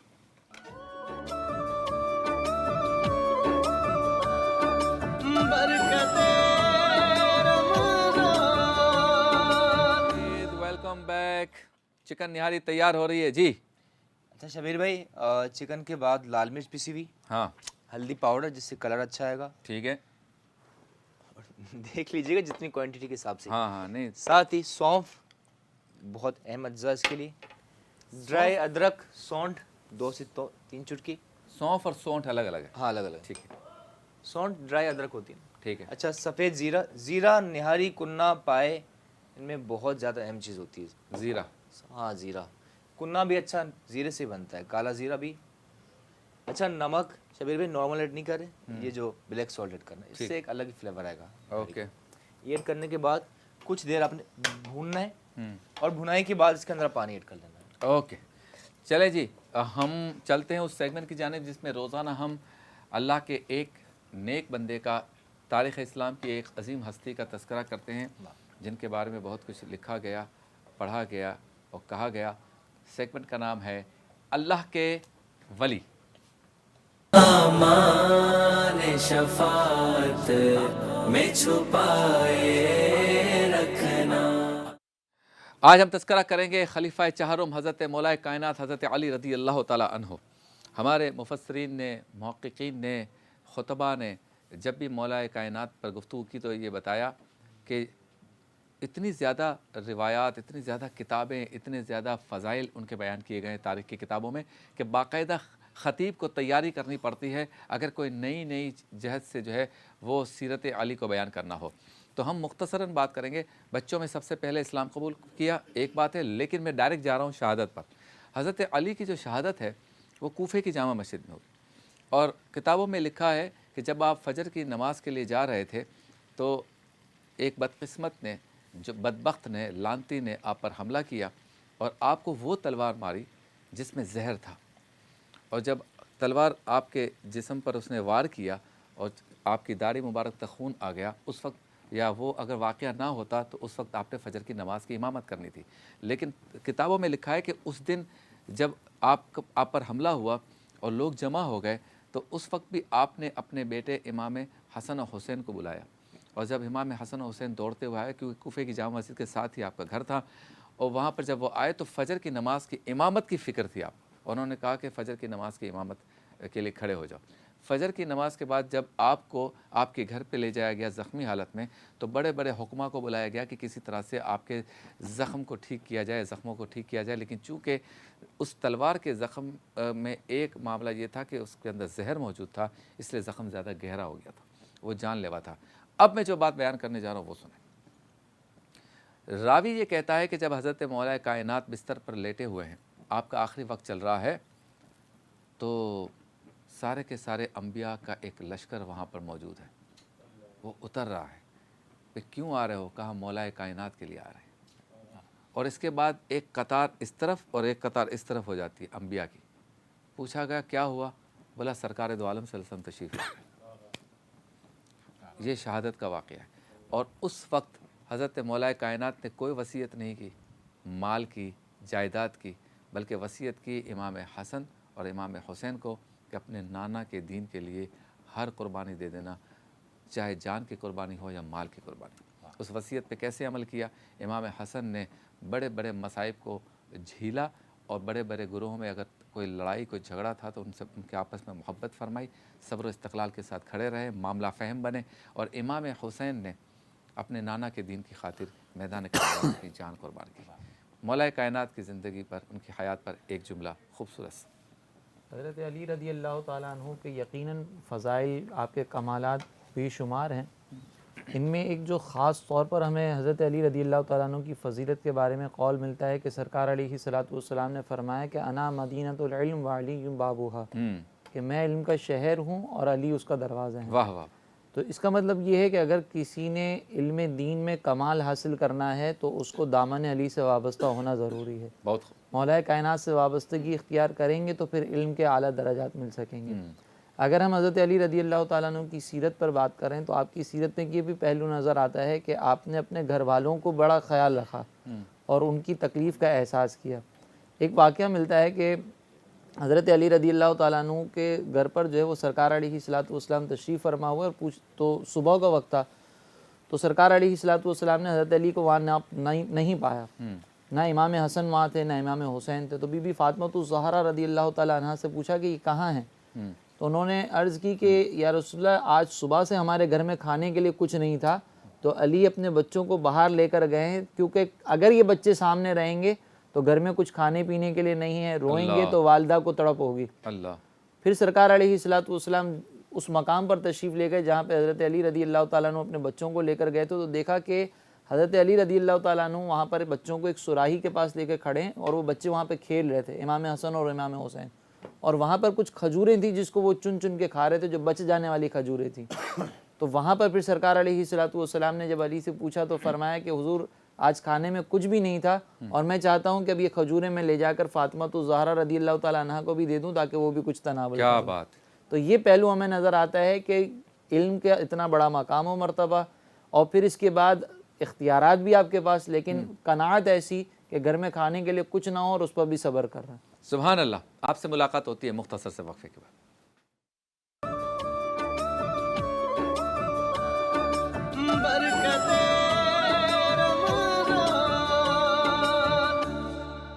خوش آمدید. بزم علم و عقیدت بھی ساتھ ساتھ ہے، افطار مزیدار بھی ساتھ ساتھ ہے، اللہ کے ولی بھی ساتھ ساتھ ہے، اور یہ سارا پروگرام آپ کی طرف جو آ رہا ہے، پہنچ رہا ہے، یہ ہمارے اسپانسرز کی بدولت ہے، جس میں شفق کوکنگ آئل اور جے ڈاٹ ڈیٹول اور کرشی جامع شیریں. ان سب کا شکریہ، ان سب کے رزق میں برکت کے لیے دعائیں. جی مفتی غلام دستگیر صاحب، مولا کائنات کے لیے کوئی اچھا سا جملہ. مولا کائنات شیر خدا علی المرتضیٰ مشکل کشا کرم اللہ وجہ الکریم، آپ کی ولادت مبارکہ سے لے کر شہادت عالی شان تک آپ دیکھیں تو مولا علی کی ذات وہ ذات اقدس نظر آتی ہے کہ آنکھ کھولی نہیں جب پیدا ہوئے. کب کھولی؟ جب رسول اللہ تشریف لائے. واہ واہ واہ واہ. اور شہادت پائی اللہ کے گھر میں. واہ واہ. ولادت ہوئی اللہ کے گھر میں. کیا بات ہے. رسول اللہ علیہ السلام غزوہ خیبر میں سیدنا فاروق اعظم رضی اللہ تعالیٰ عنہ فرماتے ہیں کہ مجھے کبھی بھی امارت کا شوق نہیں ہوا، یعنی مجھے اقتدار ملے، مجھے یہ تمغہ مل جائے. فاروق اعظم فرماتے ہیں مجھے کبھی بھی یہ شوق نہیں ہوا، لیکن غزوہ خیبر والے دن جب رسول اللہ علیہ السلام نے فرمایا نا کہ میں کل فتح کا جھنڈا اس کے ہاتھ میں دوں گا جو اللہ کا بھی پیارا ہے اور اللہ کے رسول کا بھی پیارا ہے. واہ واہ واہ. جیسے اللہ بھی پیار کرتا ہے، اللہ کا رسول بھی پیار کرتے ہیں. کیا بات ہے. تو حضرت عمر فرماتے ہیں کہ میرے دل میں خواہش پیدا ہوئی، اور پھر اس بعد قوم نے دیکھا اور دنیا نے دیکھا اور تاریخ نے دیکھا کہ حضور علیہ السلام نے حضرت علی کو بلایا، آشوب چشم تھا مبارک آنکھوں میں، لعاب دہن لگایا، شفا عطا فرمائی اور فتح کا جھنڈا عطا فرمایا. کیا بات ہے. سبحان اللہ. چلیں جی، چکن نہاری کہاں پہنچی ہے؟ کلر تو زبردست آ گیا ہے. ہاں شبیر بھائی، نہاری تو مزیدار ہوتی ہے لیکن شفق کی وجہ سے خوشبو بہت اعلیٰ ہے. کیا بات ہے. اور یہ کیا ہے؟ یہ اچھا، یہ بہت اہم چیز ہے. بہت سے لوگ آٹا ایز اٹ از شامل کرتے ہیں، کبھی بھی ایسا نہیں کرنا. آپ آئل یا گھی کے اندر آٹے کی بھنائی کر لیں. ٹھیک ہے، جیسے کننے میں ہوتا ہے نا کہ آٹا ڈیزولو کر کے، وہ کچا آٹا ہوتا ہے، لال آٹا پانی کو ڈیزولو کر کے ایڈ کرتے ہیں، بٹ نہاری میں آٹے کو بھون کر اپنے شامل کریں. یہ کون سا آٹا ہے؟ یہ میدا ایڈ کیا. میدا کی. اچھا، ویسے نہاری اتنے آپ زیرہ، سونف، آپ اس کے دیکھیں، سونٹ، ادرک، نیمبو، مرچیں، بہت ہیلدی اور اچھی صحت کے لیے. ہاں ساری چیزیں ہیں اس میں. سب چیزیں ہیں، لیکن اسے اگر انہیلدی نہ کیا بنایا جائے تو تبھی خراب ہوتی ہے. کلام. جی جی، آپ بناتے ہیں، کلام بھی سنتے ہیں. جی.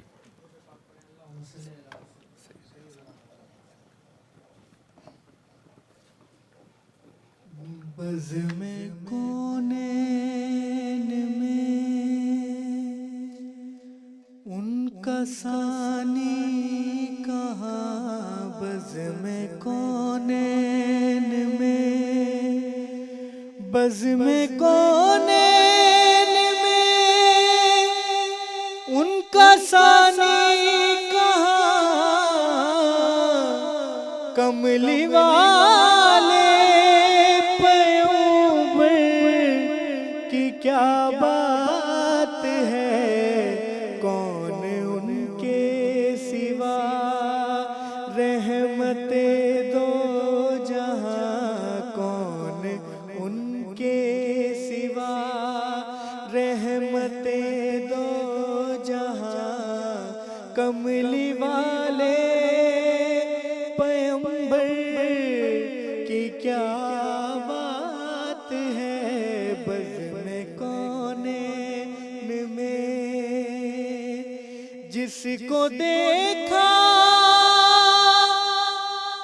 وہ ایمان والا بنا، جس کو تاکا وہ اللہ حوالہ بنا، جس کو دیکھا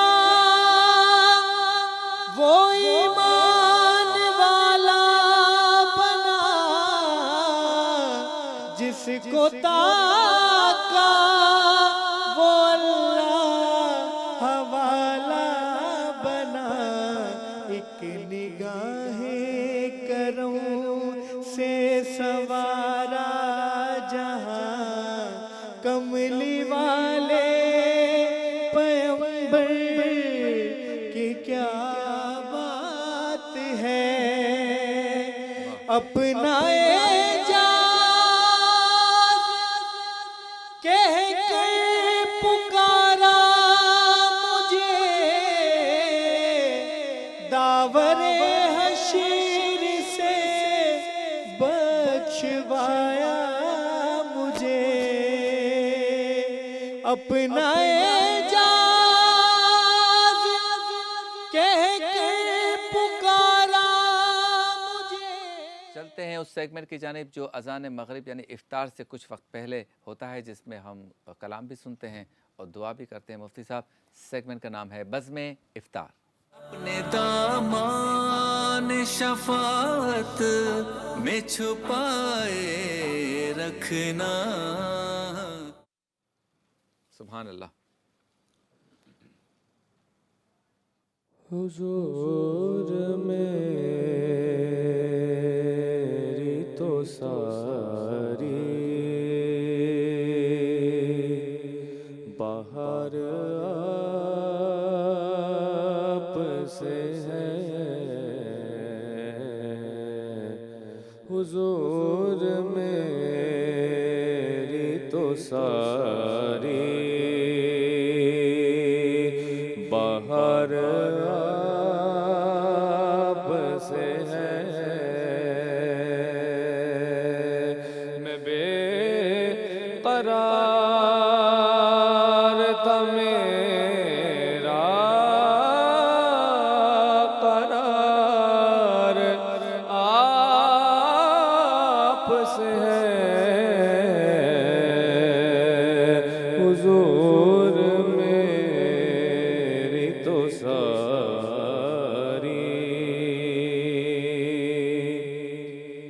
کہاں یہ عرض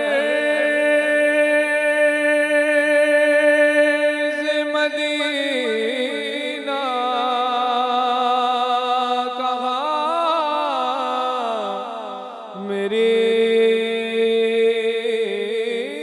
ہستی، کہاں یہ عرض مدینہ، کہاں میری ہستی، یہ حاضری کا سبب بار بار آپ سے ہے،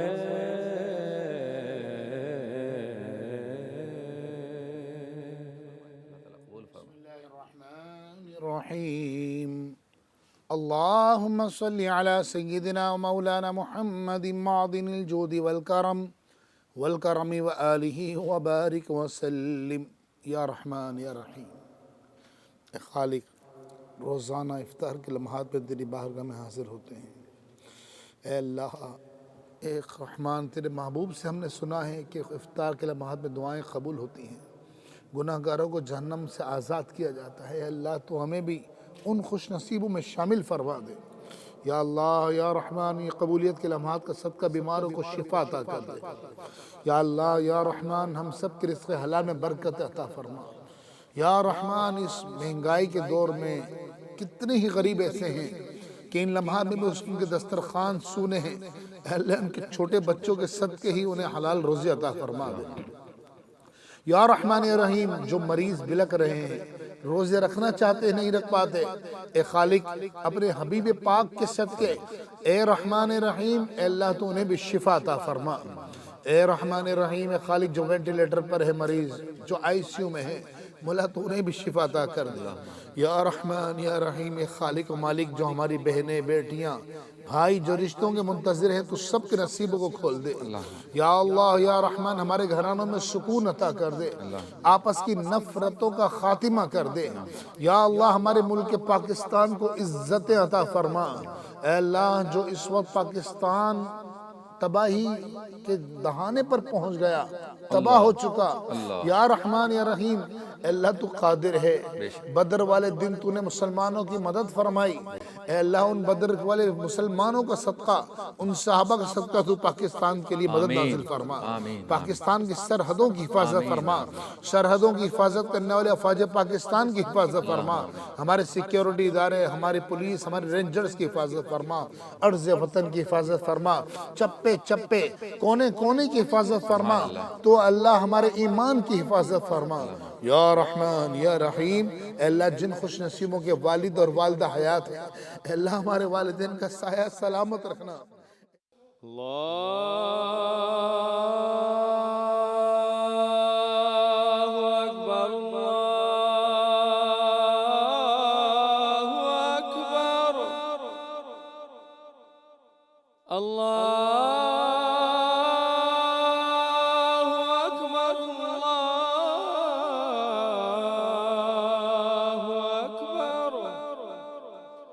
أشهد أن لا إله إلا الله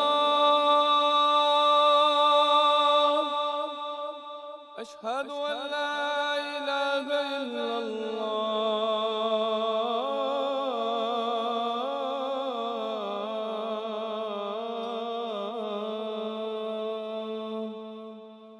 أشهد أن محمد رسول الله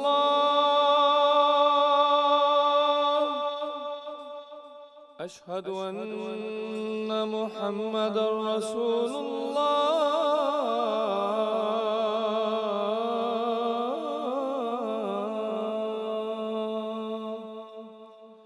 حي على الصلاة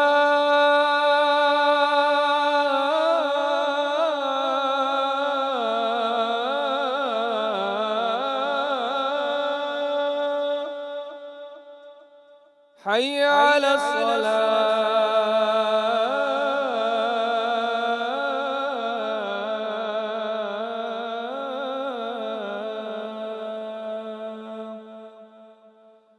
حي على الفلاح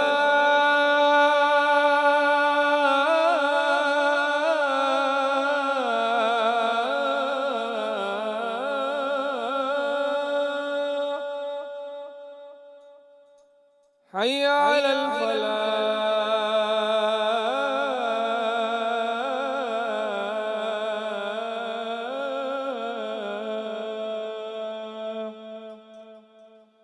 الله أكبر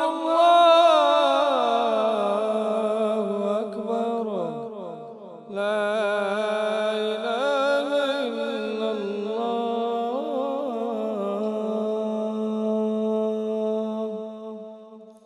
اللهم رب هذه الدعوة التامة والصلاة القائمة آت محمدا الوسيلة والفضيلة والدرجة الرفيعة وبعثر مقاما محمودا الذي وعدته وارزقنا شفاعته يوم القيامة إنك لا تخلف الميعاد.